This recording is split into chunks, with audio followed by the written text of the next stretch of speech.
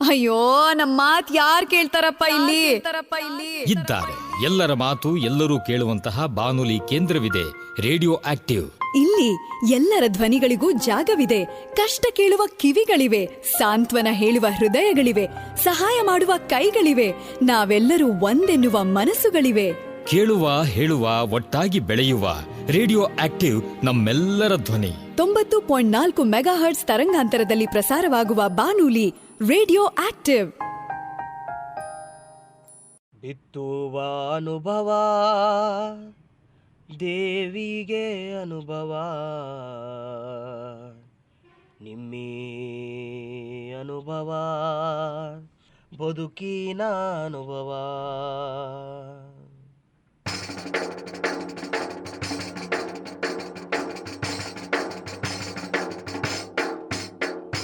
ಬಿತ್ತುವ ಅನುಭವ ದೇವಿಗೆ ಅನುಭವ, ಅನುಭವ ಬದುಕಿನ ಅನುಭವ. ಬಿತ್ತುವ ಅನುಭವ ದೇವಿಗೆ ಅನುಭವ, ನಿಮ್ಮಿ ಅನುಭವ ಬದುಕಿನ ಅನುಭವ. ವಯೋಸಹಜ ಮುಪ್ಪಿಗೊಂದು ಸವೆಸ ಬಂದ ಹಾದಿಯ ನೆನಪಿಗೊಂದು ದೇಹವೆಂಬ ನರನಾಡಿ ಎಲುಬುಗಳ ಮತ್ತಕ್ಕೊಂದು ಎದೆಯ ಒಳಗೆ ಅರಿವಿಗೊಂದು ಜೀವ ನೀಡುವ ಚೈತನ್ಯ ಜ್ಞಾನ ವಿಜ್ಞಾನದ ಬೆಳಕು. ಬಿತ್ತುವ ಅನುಭವ ದೇವಿಗೆ ಅನುಭವ, ನಿಮ್ಮಿ ಅನುಭವ ದೇವಿಗೆ ಅನುಭವ. ನಿಮ್ಮಂತ ರಂಗದ ಕದ ತೆಗೆದು ಬನ್ನಿ, ಮುಪ್ಪಿನ ಬದುಕಿಗೆ ಚೈತನ್ಯ ತುಂಬುವ. ಮುಪ್ಪಿನ ಆರೋಗ್ಯ ಆರೈಕೆ ವಿಜ್ಞಾನ ದೇವಿಗೆ ಅನುಭವ, ನಿಮ್ಮಿ ಅನುಭವ. ಬಿತ್ತುವ ಅನುಭವ ದೇವಿಗೆ ಅನುಭವ, ನಿಮ್ಮಿ ಅನುಭವ ಬದುಕಿನ ಅನುಭವ, ನಿಮ್ಮಿ ಅನುಭವ ಬದುಕಿನ ಅನುಭವ, ನಿಮ್ಮಿ ಅನುಭವ ಬದುಕಿನ ಅನುಭವ. ನಮಸ್ಕಾರ ಕೇಳುಗರೆ, ನೀವು ಕೇಳ್ತಾ ಇದ್ದೀರಿ 90.4 ಕಂಪನಾಂಕಗಳ ಸಿಆರ್ ರೇಡಿಯೋ ಆಕ್ಟಿವ್. ಇದು ಬೆಂಗಳೂರಿನ ಮೊಟ್ಟಮೊದಲ ಸಮುದಾಯ ಬಾನುಲಿ ಕೇಂದ್ರ, an initiative of the department of media studies, Jain deemed to be university.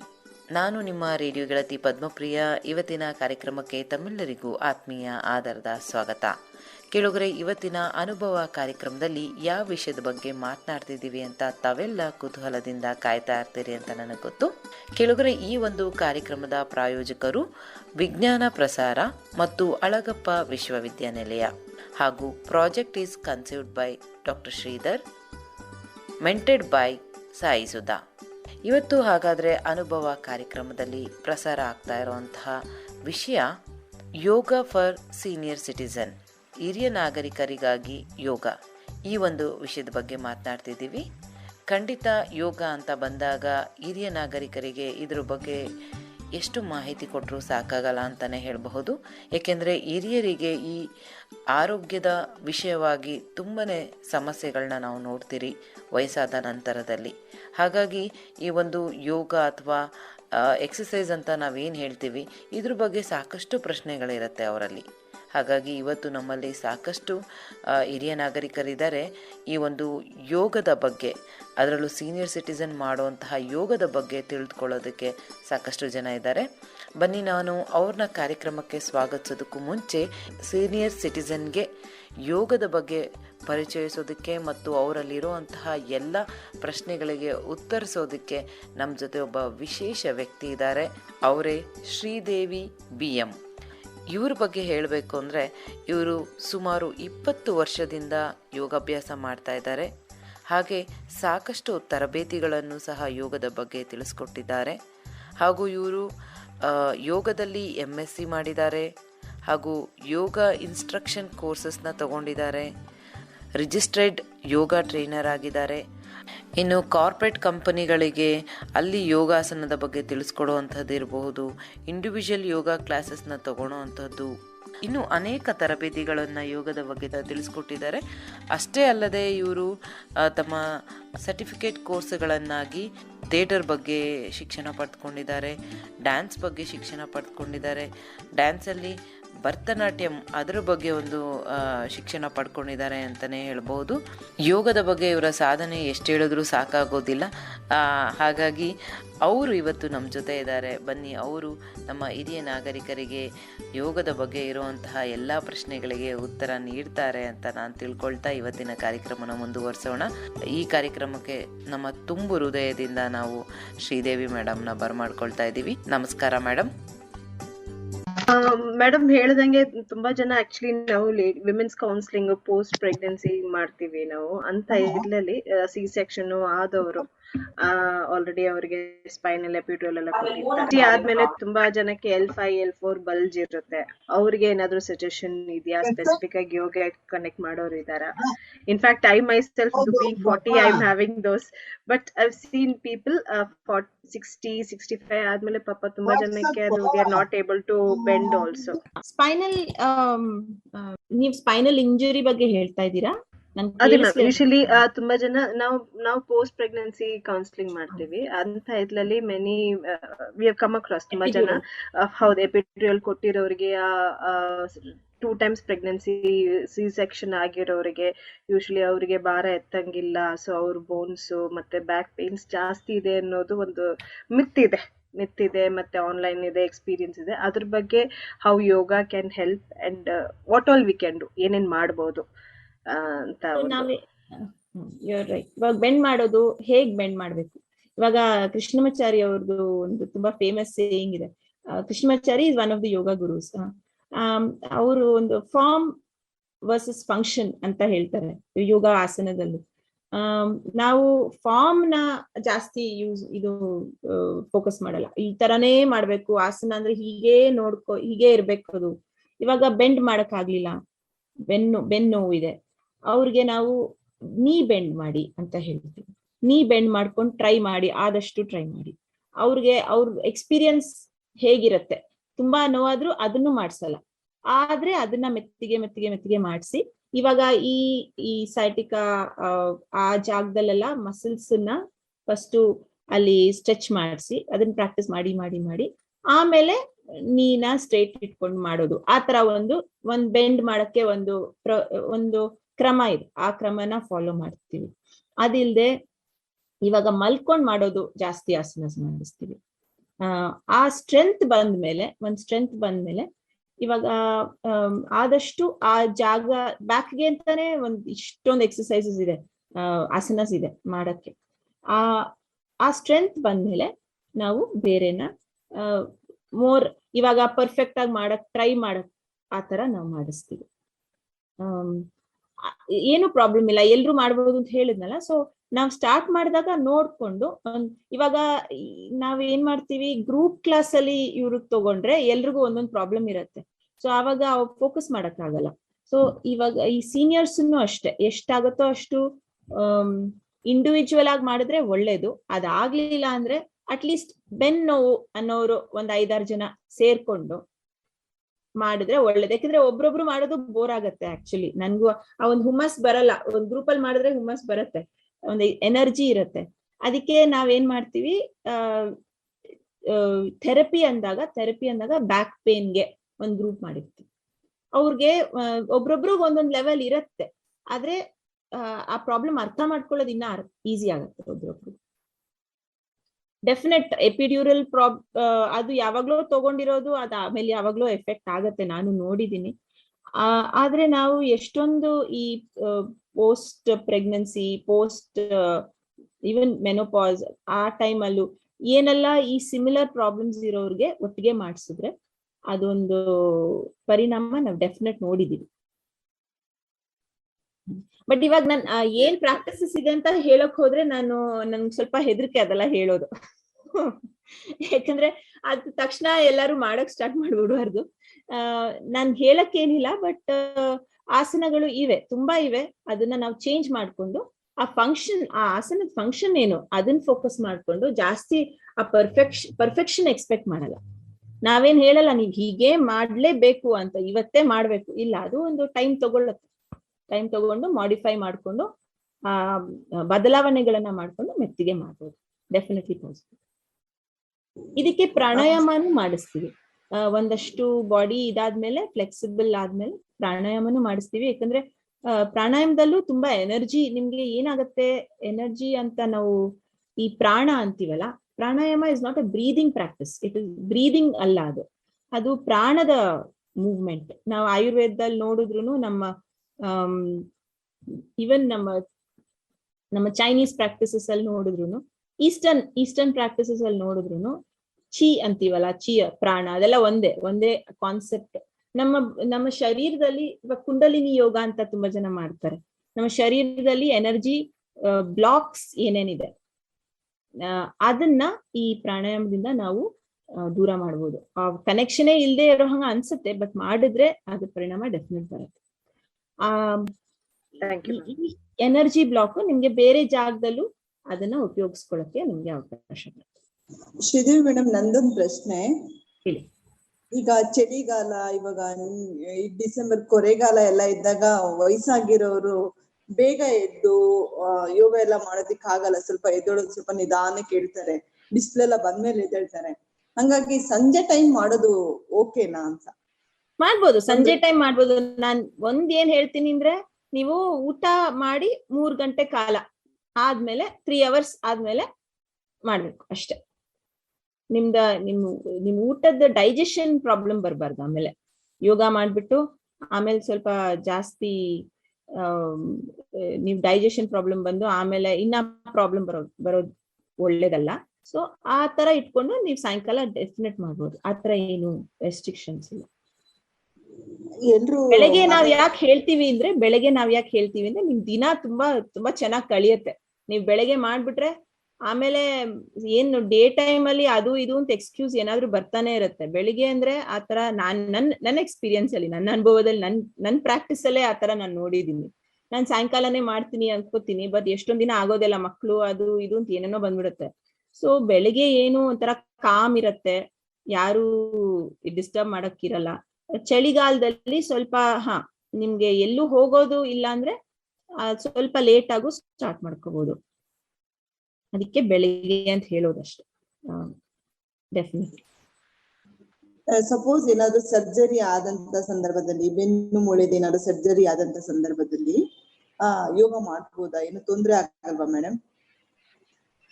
ನೀವು ಸರ್ಜರಿ ಆದ ತಕ್ಷಣ ಡಾಕ್ಟರ್ ಹೇಳ್ತಾರೆ ಏನು ಫಿಸಿಕಲ್ ಆಕ್ಟಿವಿಟಿ ಮಾಡಬಾರ್ದು ಅಂತ. 6 months ಅಟ್ಲೀಸ್ಟ್ ಬೇಕು. ಈ ಸ್ಟಿಚಸ್ ಎಲ್ಲ ಹೀಲ್ ಆಗ್ಬೇಕು, ಆಯ್ತಾ? ಪೂರ್ತಿ ಸ್ಟಿಚಸ್ ಹೀಲ್ ಆಗ್ಬೇಕು. ಅದ್ರ ಬಗ್ಗೆ ಏನು 2 ways ಇಲ್ಲ. ನೀವ್ ಮಾಡಕ್ಕೆ ಹೋಗ್ಬೇಡಿ, ಏನು ಪ್ರಯತ್ನನೂ ಮಾಡಕ್ ಹೋಗ್ಬೇಡಿ. ಯಾಕಂದ್ರೆ ಯಾವಾಗ್ಲೂ ಏನೋ ಆಗೋದ್ರೆ ತುಂಬಾ ಪ್ರಾಬ್ಲಮ್ ಆಗುತ್ತೆ. ಫುಲ್ ಹೀಲ್ ಆದ್ಮೇಲೆ ನೀವ್ ಡಾಕ್ಟರ್ ಸಲಹೆ ತಗೊಂಡು ಸ್ವಲ್ಪ ಫಿಸಿಕಲ್ ಆಕ್ಟಿವಿಟಿ ಮಾಡ್ಬೋದಾ ಅಂತ ಕೇಳಿ, ಏನ್ ತರ ಆಕ್ಟಿವಿಟಿ ಮಾಡ್ಬೋದು ಡಾಕ್ಟರ್ ನಿಮ್ಗೆ ಹೇಳ್ತಾರೆ. ಯಾವಾಗ್ಲೂ ನಾವು ಸರ್ಜರಿನಲ್ಲಿ ಈ ರಿಸ್ಕ್ ತಗೊಳಲ್ಲ. ಸ್ವಲ್ಪ ಟೈಮ್ ಆದ್ಮೇಲೆ ಅದನ್ನ ಏನ್ ತರ ನಾವ್ ಮಾಡ್ಬೋದು ಅರ್ಥ ಮಾಡ್ಕೋತೀವಿ. ಮೆಡಿಕಲ್ ರಿಪೋರ್ಟ್ ನೋಡಿ ನಿಮ್ಗೆ ಎಲ್ಲಿ ಎಕ್ಸಾಕ್ಟ್ಲಿ ಸ್ಪೈನಲ್ ಸರ್ಜರಿ ಏನಾಗಿದೆ ಅದನ್ನ ಅರ್ಥ ಮಾಡ್ಕೊಂಡು, ಇವಾಗ ಅಲ್ಲಿ ಏನು ಪ್ರಾಬ್ಲಮ್ ಆಗದೆ ಮಾಡ್ಬೇಕು ಅನ್ನೋದನ್ನ ನಾವು ಅದನ್ನ ಪ್ರಾಕ್ಟೀಸ್ ಮಾತ್ರ ಮಾಡಿಸ್ತೀವಿ ಸ್ಟಾರ್ಟಿಂಗ್ ಅಲ್ಲಿ. ಆಮೇಲೆ ಸ್ವಲ್ಪ ದಿನ ಆದಷ್ಟು ನಿಮ್ಗೆ ಸ್ಟ್ರೆಂತ್ ಬಂದ ಮೇಲೆ ಬೇರೆ ಪ್ರಾಕ್ಟೀಸಸ್ ಮಾಡ್ತೀವಿ. ಮೇಡಮ್, ಇದು ನಂದು ವೈಯಕ್ತಿಕ ಪ್ರಶ್ನೆ. ಏನಂದ್ರೆ ಇವಾಗ ಉಸಿರಾಟದ ತೊಂದರೆ ಇರುತ್ತೆ, ನಿಮ್ಗೆ ಗೊತ್ತಿದೆ, ವೀಸಿಂಗ್ ಪ್ರಾಬ್ಲಮ್ ಜಾಸ್ತಿ ಇರುತ್ತೆ.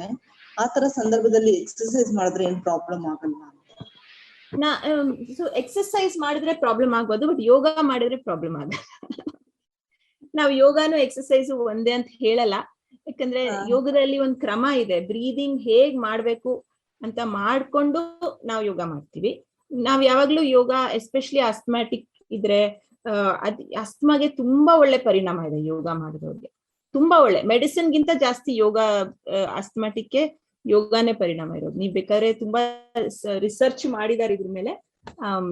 ಅದಕ್ಕೆ ನಿಮ್ ತುಂಬಾ ಒಳ್ಳೇದು ಬ್ರೀದಿಂಗ್ ಪ್ರಾಬ್ಲಮ್ ಇರೋರು ಯೋಗ ಮಾಡಿದ್ರೆ. ಯಾಕೆ ಅಂದ್ರೆ ನಿಮ್ಮ ಮಾಡೋದು ಒಂದು ಶಿಸ್ತಲ್ಲಿ ಮಾಡ್ತೀರಾ ನೀವು. ಸ್ಟಾರ್ಟಿಂಗ್ ಅಲ್ಲಿ ನಾವೇನು ಸೂರ್ಯ ನಮಸ್ಕಾರ 100 ಮಾಡಿ ಅಂತ ಹೇಳಲ್ಲ. ಆವಾಗ ಡೆಫಿನೆಟ್ ಬ್ರೀದಿಂಗ್ ಪ್ರಾಬ್ಲಮ್ ಆಗುತ್ತೆ. ಆಯ್ತಾ? ಸೊ ಮೆತ್ತಿಗೆ ಮೆತ್ತಿಗೆ ಮೆತ್ತಿಗೆ ಮಾಡಿ, ನಿಮ್ ಸ್ಪೀಡಲ್ಲಿ ಮಾಡಿ, ಜಾಸ್ತಿ ರಿಲ್ಯಾಕ್ಸೇಷನ್ ಮಾಡಿಸ್ತೀವಿ ಮಧ್ಯದಲ್ಲಿ. ಎಷ್ಟು ನೀವು ಆಸನಗಳು ಮಾಡೋದು ಮುಖ್ಯನೋ ಅಷ್ಟೇ ಮುಖ್ಯ ನೀವು ರಿಲ್ಯಾಕ್ಸೇಷನ್ ಮಾಡೋದು. ತುಂಬಾ ರಿಲ್ಯಾಕ್ಸೇಷನ್ ಪ್ರಾಕ್ಟೀಸಸ್ ಇದೆ ಯೋಗಾನಲ್ಲಿ. ಸ್ವಲ್ಪ ಆಸನ ಮಾಡಿ, ಜೊತೆಗೆ ರಿಲ್ಯಾಕ್ಸೇಷನ್ ಮಾಡಿ, ಜೊತೆಗೆ ಬ್ರೀದಿಂಗ್ ಮಾಡಿ, ಆ ತರ ಎಷ್ಟೊಂದು ಪ್ರಾಕ್ಟೀಸ್. ಇವಾಗ ಎಸ್ ಅವರು ಎಷ್ಟೊಂದು ಈ ಸೌಂಡ್ ಮೆಡಿಟೇಷನ್, ಅದರಲ್ಲಿ ಒಂದು ಸೌಂಡ್ ಇದು, ಇವಾಗ ಚಾಂಟಿಂಗ್ ಆಫ್ ಸೌಂಡ್ಸ್, ಅದನ್ನ ಯೂಸ್ ಮಾಡ್ಕೊಂಡು ಬ್ರೆತ್ಗೆ ಉಸಿರಾಡೋದಕ್ಕೆ ಎಷ್ಟು ಅವರು ಕಂಡುಹಿಡಿದಿದ್ದಾರೆ. ಆಮೇಲೆ ಸ್ಟ್ರೆಸ್ ಇಂದ ನಾವು ಉಸಿರಾಟ ತುಂಬಾ ಪ್ರಾಬ್ಲಮ್ ಆಗುತ್ತೆ. ಅದಕ್ಕೆ ಒಂದು ಮೆಡಿಟೇಷನ್ ಟೆಕ್ನಿಕ್ ವಿತ್ ಆಸನ, ಆತರ ಒಂದು ಅವರು ಸಿಸ್ಟಮ್ ಆಗಿ ಮಾಡಿದ್ದಾರೆ. ಅದೆಲ್ಲ ನಾವು ಫಾಲೋ ಮಾಡ್ತೀವಿ ಕ್ಲಾಸಲ್ಲಿ. ಅದೆಲ್ಲ ಮಾಡಿದಾಗ ಡೆಫಿನೆಟ್ ನಿಮ್ಗೆ ಇಂಪ್ರೂವ್ಮೆಂಟ್ ಆಗುತ್ತೆ.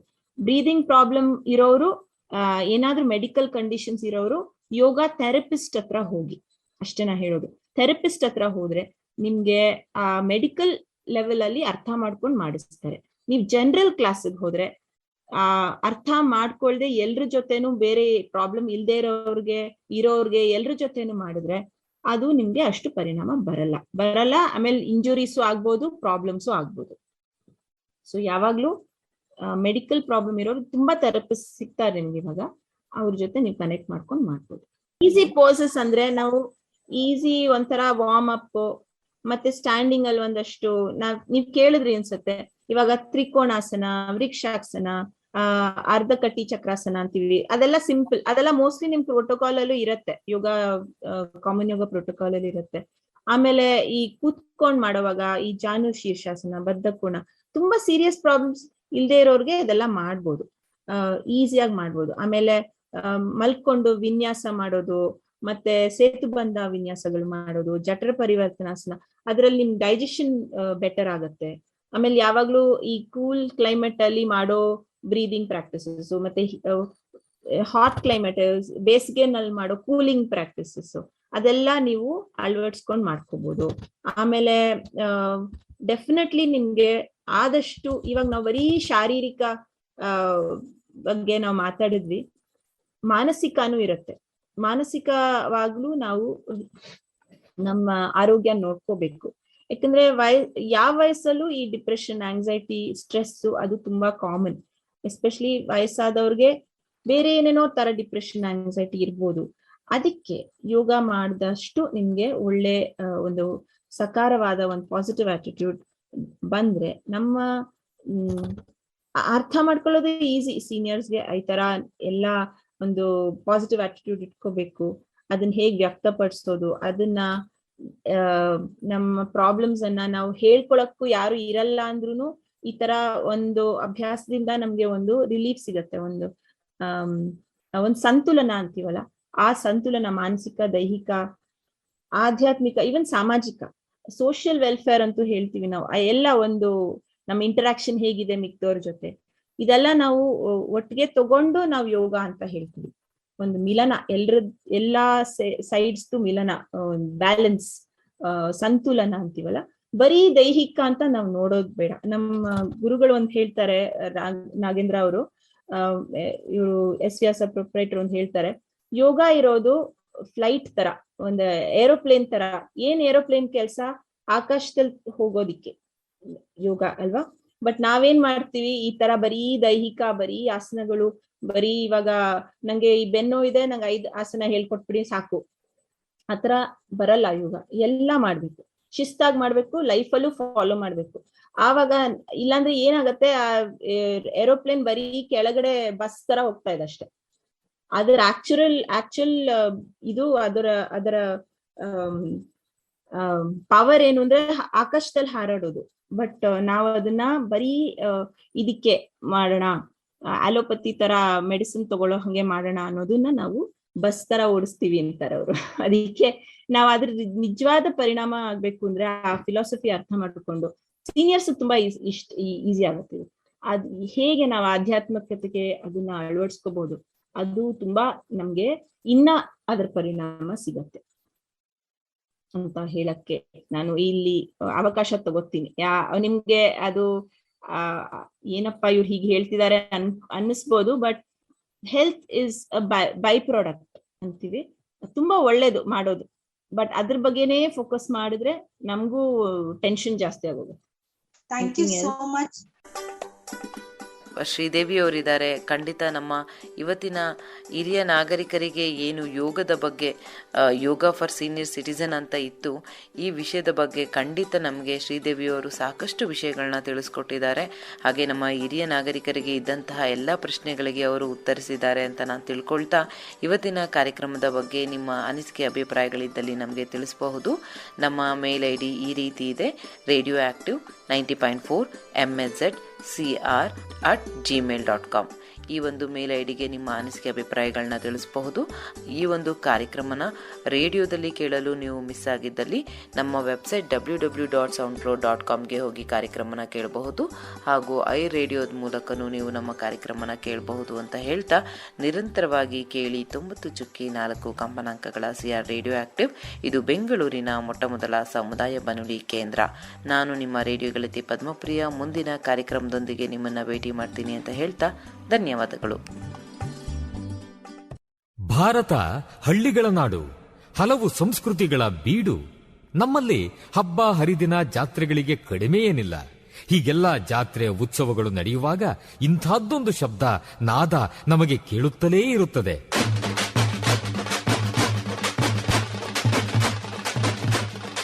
ಒಮ್ಮೊಮ್ಮೆ ಹೊಸ ಉತ್ಸಾಹ ಬಡಿದೆಬ್ಬಿಸುವ ನಾದ ವೈಭವ. ಇದು ತಮಟೆಯ ಸದ್ದು, ಡೊಳ್ಳಿನ ಸದ್ದು. ಇವು ಮೇಳೈಸಿದಾಗ ಒಮ್ಮೆಲೆ ಒಗ್ಗೂಡುತ್ತವೆ ನಮ್ಮ ಮೈಮನಗಳು. ಇದು ಗ್ರಾಮೀಣ ಸಂಸ್ಕೃತಿ. ಇಲ್ಲಿ ಇಲ್ಲ ಯಾವುದೇ ಇತಿಮಿತಿ. ಕಾಲುಗಳು ಕುಣಿಯುತ್ತವೆ, ಹೃದಯ ಸಂಭ್ರಮಿಸುತ್ತದೆ. ಕರ್ನಾಟಕದ ವೈಶಿಷ್ಟ್ಯ ನಿಮ್ಮ ಸಮುದಾಯ ರೇಡಿಯೋನಲ್ಲಿ. Radio active 90.4 megahertz. ಕೇಳಿ ರೇಡಿಯೋ ಆಕ್ಟಿವ್, ಆಗಿ ಆಕ್ಟಿವ್. Active active.